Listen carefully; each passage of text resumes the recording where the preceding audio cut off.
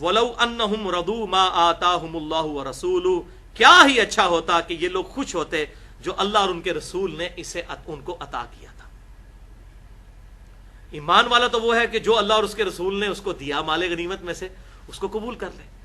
اسی کا ذکر سورۃ الحشر میں بھی آتا ہے، وَمَا آتَاكُمُ الرَّسُولُ فَخُذُوهُ، اور جو رسول اللہ تمہیں مال غنیمت میں سے جتنا دیں اس کو لے لیا کرو۔ وَمَا نَهَاكُمْ عَنْهُ فَانْتَهُوا، اور جو چیز تم سے روک لیں، تمہیں مال نہ دے تو اس سے رک جایا کرو۔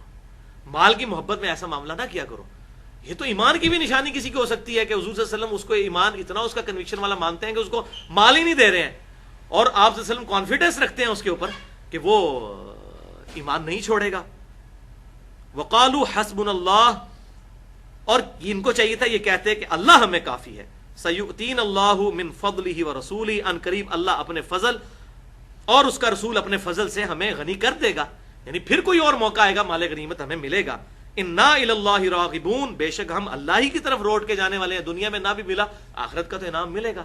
تو یہ آیات کوٹ کر کے بعض لوگ کہتے ہیں، یہ آیت میں نے دیکھا ہے لوگوں نے اپنے بڑے بڑے بنگلوں اور کوٹھیوں کے باہر لگائی ہوئی ہے، وَلَوْ أَنَّهُمْ رَضُوا مَا آتَاهُمُ اللَّهُ وَرَسُولُهُ، کیا ہی اچھا ہوتا کہ یہ راضی ہوتے جو کچھ اللہ اور اس کے رسول نے دیا تھا، اور وہ یہ کہتے ہیں کہ یہ سب کچھ جو کچھ دینے والے ہیں رسول اللہ صلی اللہ علیہ وسلم، اور اللہ تعالیٰ نے ہمیں یہ دولت دی ہے۔ تو یہ آیت یہاں سے لیتے ہیں اور وہ آیت لگائے ہوتے ہیں اور کہتے ہیں دیکھیں منافق کی نشانی ہے وہ اس کے اوپر ناخوش ہوتا ہے جو اللہ اور اس کے رسول نے دیا۔ تو وہ کہتے ہیں دیکھیں وہ قرآن میں تو ہے ھذا من فضل ربی، تو یہ نہیں لکھ کے لگاتے ھذا من فضل ربی، وہ یہ آیت لگاتے ہیں۔ یہاں پر بھی وہ ایک پیر صاحب ہیں قریبی، یہ ہمارے گاؤں کالا دے کے اندر ان کی بڑی بڑی کوٹھیاں، اس کے بعد آپ دیکھیں گے یہی آیت لکھ کے لگائی ہوئی ہے کہ کیا ہی اچھا ہوتا یہ اللہ اور اس کے رسول کے دینے کے اوپر راضی ہو جاتے۔ اب وہ آؤٹ آف کانٹیکسٹ آیت، یہ تو منافقین کے بارے میں آئی تھی کہ ان کو مال غنیمت کے حوالے سے، نہ کہ یہ کہ آج جو کچھ مل رہا ہے تو وہ رسول اللہ صلی اللہ علیہ وسلم ہمیں تقسیم کر رہے ہیں، ان کی دعاؤں کا حصہ ہمیں ضرور مل رہا ہے، لیکن یہ تقدیر کے معاملات اللہ تعالیٰ جو کچھ دیتا ہے اللہ تعالیٰ دینے والا ہے۔ یہ مسلمانوں کا الحمدللہ کامل یقین ہے اس حوالے سے۔ اور میں یہاں پر وہ حدیث بھی بیان کر دوں مسند امام احمد سے، اور الادب المفرد میں بھی موجود ہے امام بخاری کی کتاب میں۔ ایک صحابی نے حضور کے سامنے کہہ دیا یا رسول اللہ ما شاء اللہ وشئت، اے اللہ کے رسول جو اللہ چاہے اور جو آپ چاہیں۔ تو آپ صلی اللہ علیہ وسلم ناراض ہوئے، آپ نے فرمایا اجعلتنی للہ ندا، کیا تو نے مجھے اللہ کے مقابلے پر کھڑا کر دیا؟ قل بل ما شاء اللہ وحدہ، بلکہ یہ کہ جو اکیلا اللہ چاہے۔ ابو صحابی نے نہیں کہا یا رسول اللہ میں تو اللہ کے اذن سے ہی مان رہا تھا کہ آپ جو کچھ آپ چاہیں، ان کو پتا تھا کہ جو اس طریقے کے معاملات ہیں تقدیر کے تکوینی امور ہیں یہ اللہ کے ساتھ خاص ہیں۔ باقی جو دین کا معاملہ ہے وہ تو بخاری اور مسلم کی متفق علیہ حدیث ہے، اللہ تعالیٰ جس کے ساتھ بھلائی کا ارادہ فرما دیتا ہے اسے دین کی سمجھ عطا فرما دیتا ہے، اور اللہ دیتا ہے میں تقسیم کرتا ہوں، یعنی کہ دین اللہ کی طرف سے ہے، میں اللہ کے بہاف پہ سکھاتا ہوں۔ اسی لیے صحابہ کرام سے جب کوئی دین کا مسئلہ پوچھا جاتا تھا آپ صلی اللہ علیہ وسلم کی طرف سے تو وہ یہی کہتے تھے اللہ اور اس کا رسول بہتر جانتے ہیں۔ تو دین کے معاملے تو ہم کہیں گے واللہ رسول عالم، لیکن دولت، اولاد، تقدیر، یہ سارے معاملات اللہ کے ساتھ خالص، اس میں آپ صلی اللہ علیہ وسلم کو شریک کریں گے تو آپ صلی اللہ علیہ وسلم کی گستاخی ہے اور آپ صلی اللہ علیہ وسلم کی توہین اور آپ کی تعلیمات کا مذاق ہے۔ یہ آیت کا آپ دیکھیں کہاں پہ لگائی ہوئی ہے انہوں نے۔ تو کیا ہی اچھا تھا یہ راضی ہوتے جو اللہ اور اس کے رسول نے ان کو اپنے فضل سے دیا، اور آگے آئے گا اللہ اور اس کے رسول نے ان کو غنی کر دیا۔ تو کہتے ہیں دیکھیں جی یہ تو منافقین کا ذکر ہو رہا ہے ان معاملات کے اندر، آپ اندازہ کریں آؤٹ آف کانٹیکسٹ کوٹ کرتے ہیں۔ یہاں پر میں آخر میں وہ بخاری اور مسلم کی ایک حدیث بتا دوں کہ یہ آیت کس خبیث منافق کے بارے میں نازل ہوئی، وہ کون تھا۔ اب میری طرف متوجہ ہو جائیں، شیطان پوری کوشش کرے گا کہ آپ کو نہ سننے دے۔ یہ حدیث بخاری اور مسلم کی متفق علیہ حدیث ہے، اور میرا جو ریسرچ پیپر ہے جو ریسرچ پیپر 5B واقعہ کربلا کا حقیقی پس منظر 50 صحیح الاسناد احادیث کی روشنی میں، اس میں مولا علی رضی اللہ تعالیٰ عنہ کی جو جنگ نہروان کے کانٹیکسٹ میں یہ حدیث میں نے اس میں بھی ڈالی ہے، بخاری اور مسلم کی متفق علیہ حدیث، اسی عبداللہ ابن ذوالخویسرہ التمیمی کے بارے میں بخاری اور مسلم کی متفق علیہ حدیث ہے۔ ابو سعید خدری رضی اللہ تعالیٰ عنہ کہتے ہیں کہ مال غنیمت آپ صلی اللہ علیہ وسلم تقسیم کر رہے تھے غزوہ حنین کے موقع پر، جو فتح مکہ کے فوراً بعد قبیلہ حوازن کے ساتھ لڑی گئی گھمسان کی جنگ تھی، یہ آخری جنگ تھی غزوہ تبوک سے پہلے جو مشرکین عرب کے خلاف ہوئی، اور اس میں مسلمانوں کو اللہ تعالیٰ نے کامیابی دی اور بہت مال غنیمت حاصل ہوا، حتیٰ کہ 100 اونٹ بھی آپ صلی اللہ علیہ وسلم نے تالیف قلب کے لیے نیو مسلم میں، جن میں ابو سفیان بھی شامل تھے، تقسیم کیے، اتنا مال غنیمت۔ اور اسی میں آپ صلی اللہ علیہ وسلم نے کچھ لوگوں کو کم بھی دیا، انہی میں سے عبداللہ ابن ذوالخویسرہ التمیمی تھا۔ بخاری اور مسلم میں اس کا نقشہ ہے کہ اس نے سر میں گنج کروائی ہوئی تھی، اور اس کی تہمت جو ہے وہ آدھی پنڈلیوں تک تھی، آنکھیں اندر دھسی ہوئی تھی اور گھنی داڑھی تھی، اتنا وہ گھنی داڑھی، اور یہ اس کا سارا حلیہ تھا۔ وہ پکڑ کے نا وہ پھر آج کل وہ کہتے ہیں جی یہ دیکھیں جی اہل حدیثوں کے یہ حلیے ہوتے ہیں اور فلاں کے یہ حلیے ہوتے ہیں، یہ بالکل زیادتی والی بات ہے، وہ آؤٹ آف کانٹیکسٹ آپ کوٹ کرتے ہیں۔ میں تو بریلوی اور دیوبندیوں کے اندر بھی کتنے لوگوں کو جانتا ہوں جو ٹینڈ کرواتے ہیں، ان کی بڑی گھنی داڑھی ہیں اور آنکھیں بھی اندر دسی ہوئی ہیں اور شلواریں ان کی ٹخنوں تک ہیں، کتنے پیر صاحب کو میں جانتا ہوں، تو سب کو ذوالخویسرہ تمیمی کی اولاد بتا دیں گے، ابن ذوالخویسرہ تمیمی کی۔ بہرحال مال غنیمت آپ صلی اللہ علیہ وسلم تقسیم کر رہے تھے، اس حلیے کا شخص کھڑا ہو، اس نے کہا اتق اللہ یا محمد، محمد اللہ سے ڈر، نا انصافی نہ کر۔ بولے اعوذ باللہ۔ آپ صلی اللہ علیہ وسلم نے فرمایا کہ اس روئے ارض پہ مجھ سے بڑھ کر کون انصاف کرنے والا ہوگا؟ میں تو آسمانوں پر بھی امین ہوں، زمین پر بھی امین ہوں۔ آسمانوں میں آپ صلی اللہ علیہ وسلم امین مشہور ہے، زمین پہ بھی امین مشہور ہے۔ آپ صلی اللہ علیہ وسلم نے فرمایا کہ مجھ سے بڑھ کر کون عدل کرنے والا ہوگا؟ سیدنا ابوبکر صدیق رضی اللہ تعالیٰ عنہ کھڑے ہوئے، انہوں نے کہا یا رسول اللہ اجازت دیں اس منافق کی گردن اتار دیں۔ اور اسی میں آتا ہے سیف اللہ خالد رضی اللہ تعالیٰ عنہ، سیف اللہ خالد، وہ بھی کھڑے ہوئے، انہوں نے کہا یا رسول اللہ اجازت دیں اس منافق کی گردن ہم اتار دیں۔ صحیح مسلم میں یہ الفاظ موجود ہیں۔ اس سے ثابت ہوا حضرت خالد بن ولید کا لقب سیف اللہ تھا۔ بہرحال جب سیدنا عمر نے یہ ریکویسٹ کی تو آپ صلی اللہ علیہ وسلم نے فرمایا عمر چھوڑ دو، اگر میں اس کو قتل کروں گا تو لوگ کہیں گے کہ محمد اپنے صحابہ کو قتل کرواتا ہے۔ اب دیکھ لیں، اس کو بھی آپ نے قانوناً صحابی کہا، حالانکہ اس کے بعد اس کی صحابیت کیا باقی رہ گئی تھی۔ حضور کتنا شفقت کا برتاؤ کرتے تھے، اس کے کلمے کا احترام کرتے تھے۔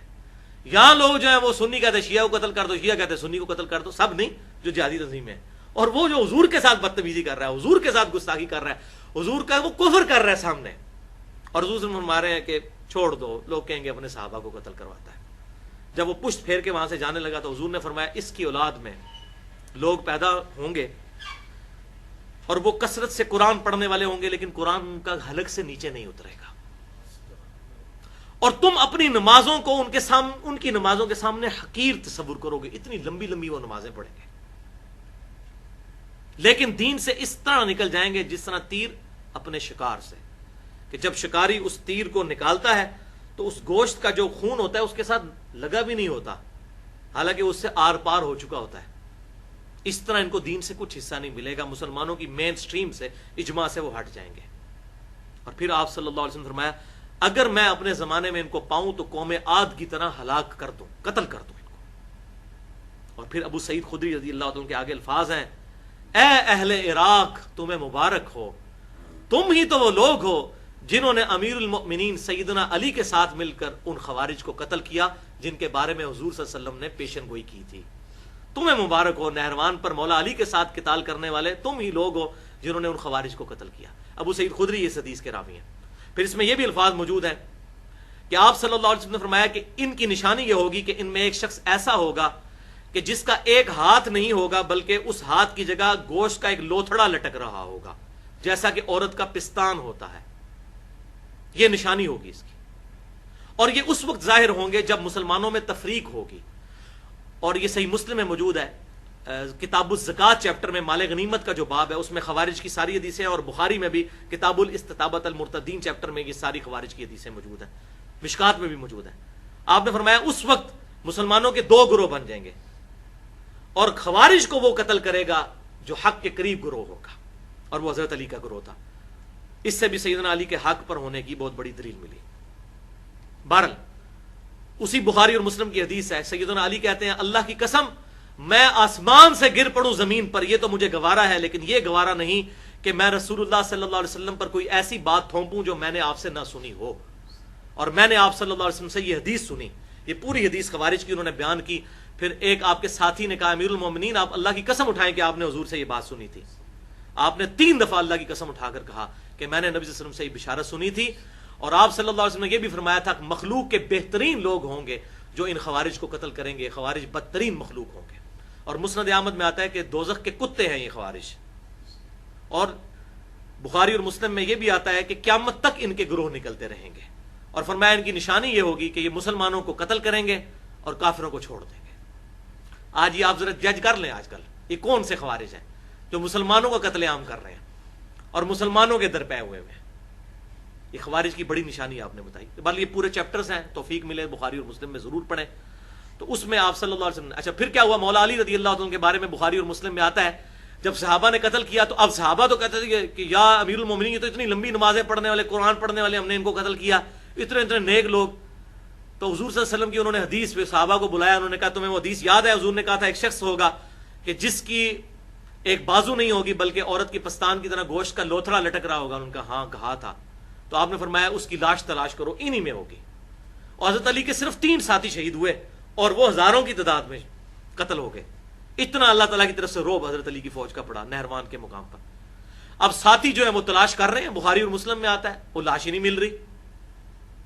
حتیٰ کہ حضرت علی کو آگے کہتے ہیں کہ جی وہ کوئی نہیں بندہ مل رہا. حضرت علی کہتے ہیں اللہ کی قسم جس نے مجھے بتایا ہے نہ وہ جھوٹا ہے اور جس نے اس کو بتایا نہ وہ جھوٹا ہے. یعنی نہ اللہ جھوٹا ہے نہ رسول اللہ جھوٹے ہیں، اور اللہ کی قسم نہ میں جھوٹ بول رہا ہوں. لاش تلاش کرو، انہی میں ہوگی. پھر ڈھونڈی نہیں ملی. پھر مولا علی خود گئے، ایک ایک لاش آپ نے اٹھوائی، حتیٰ کہ کنویں میں کافی لاشیں تھی، کہا یہ ساری نکالو، اور سب سے نیچے وہ لاش مل گئی. تو صحابہ نے پھر اللہ اکبر کا نعرہ لگایا اور کہا صدق یا رسول اللہ، آپ نے سچ کہا تھا. یعنی مولا علی کا حق ہونا بھی کلیئر ہو گیا، حضرت علی کا وہ قتال بھی جسٹیفائی ہو گیا حضور صلی اللہ علیہ وسلم کی طرف سے. جو مسلمانوں کے دلوں میں قلق تھا وہ بھی دور ہوا. اس حوالے سے حضرت علی رضی اللہ تعالیٰ عنہ کا معاملہ کلیئر ہوا. بہرحال آپ کی تینوں جنگیں، چاہے وہ نہروان ہو، چاہے وہ جنگ جمل ہو، صفین ہو، الگ الگ ان کے بارے میں احادیث موجود ہیں. وہ میرا ریسرچ پیپر آپ پڑھ لیں. واقعہ کربلا کا حقیقی پس منظر 50 صحیح الاسناد احادیث کی روشنی میں اہل سنت پاک .com پر PDF فائل 2.5 MB کی عربی میں بھی موجود ہے، اردو میں بھی، انٹرنیشنل یہ پمفلٹ ہے الحمدللہ. یہاں پر میں یہ بتا دوں، اب یہ جو ذوالخویسرہ تمیمی تھا یہ بنو تمیم سے تعلق رکھتا تھا، عرب کا ایک قبیلہ. اور محمد بن عبد الوہاب صاحب جو سعودی عرب میں جن کی وجہ سے ریولوشن آئی ان کی تیسری نسل میں آ کے، وہ بھی بنو تمیم سے تھے. تو یہ ان کے ساتھ جوڑتے ہیں، دیکھو جی وہ بھی گستاخ بنو تمیم سے تھا تو یہ بھی بنو تمیم سے. اور امام ابن تیمیہ بھی بنو تمیم سے تھے. چلے ان سے تو ہمیں اختلاف ہے، پھر بھی ان کی اچھی چیزیں بھی ہیں، بری چیزیں بھی ہیں. تو یہ کہتے ہیں دیکھیں یہ سارے گستاخوں کی لڑی چلتی آ رہی ہے بنو تمیم میں. تو یہ میں کلیئر کر دوں کہ بنو تمیم میں ہونا کوئی کسی کے لیے گستاخی نہیں، ورنہ غلام احمد قادیانی جس نے دعوی نبوت کیا ہے وہ بھی مرزا تھا، اور میرا نام بھی انجینئر محمد علی مرزا ہے. تو اب مجھے آپ اس کے ساتھ کھڑا کریں گے؟ اللہ تعالیٰ نسب کی بنیاد کے اوپر تو فیصلہ نہیں کرتا. نسب پہ فیصلہ ہونا ہوتا تو ابو لہب بھی کلمہ پڑھ لیتا. حضور کا چچا نہیں تھا؟ نہیں. حضرت نوح علیہ السلام کا بیٹا بھی مسلمان ہو جاتا، ان کا بیٹا نہیں تھا، قرآن پاک میں آیا. تو نسب کا معاملہ نہیں ہے، اللہ تعالیٰ جسے عزت دے. تو یہ بنو تمیم کے بارے میں کہتے ہیں تمیم. اور آپ کو پتا ہے یہاں پر بھی جو میرے خلاف بھی اشتہار لکھا اس میں لکھا ہوا تھا عبداللہ ابن ذوالخویسرہ تمیمی، ابن تیمیہ تمیمی، محمد بن عبد الوہاب تمیمی، اور نیچے میرا لکھا تھا محمد علی مرزا تمیمی. میں کہاں سے تمیم کا ہوں؟ میں تو یہاں کا ہوں. میں تو عربی. بنو تمیم تو بنو اسماعیل میں سے تھے، عربی النسل تھے، حضرت ابراہیم کی اولاد میں سے تھے. تو وہ اس وقت آپ کو نہیں سمجھ آئے گا میرے ساتھ تمیمی کیوں لکھا ہے. تو آج میں نے یہ ٹروتھ بھی ریویل کر دیا کہ میرے ساتھ تمیمی کیوں لکھا تھا انہوں نے. تو وہ اس کے ساتھ لیٹ کرتے ہیں، تو کہتے ہیں یہ دیکھو یہ تمیمی، تو یہ وہ بنو تمیم سے تھا. تو وہ بھی اب کلیئر کر لیں. بخاری اور مسلم کی متفقن علیہ حدیث ہے. یہ حدیث لے جائیں، ان کو پھکی دیں جا کے. بخاری اور مسلم کی متفقن علیہ حدیث. بخاری میں 2543، یہ کریٹیکل حدیث ہے، میں نمبر بتا رہا ہوں. مسلم میں 6451. آپ صلی اللہ علیہ وسلم نے فرمایا کہ میری امت میں دجال پہ سب سے زیادہ جو سخت گروہ ثابت ہوگا وہ بنو تمیم ہوگا. دجال کے خلاف سب سے زیادہ سخت قتال کرنے والے بنو تمیم ہوں گے. اور یہ حضرت اسماعیل علیہ السلام کی اولاد سے ہے. اور جب یہ قید ہو کر آئے حضور نے کہا ان کو چھوڑ دو، یہ میرے بھائی ہیں. یہ 3 بشارتیں بخاری اور مسلم میں اس حدیث میں موجود ہیں. حضرت ابو ہریرہ کہتے ہیں اسی حدیث میں جب سے میں نے رسول اللہ سے بنو تمیم کی یہ خوبی سنی ہے اس دن سے میں بنو تمیم سے محبت کرتا ہوں.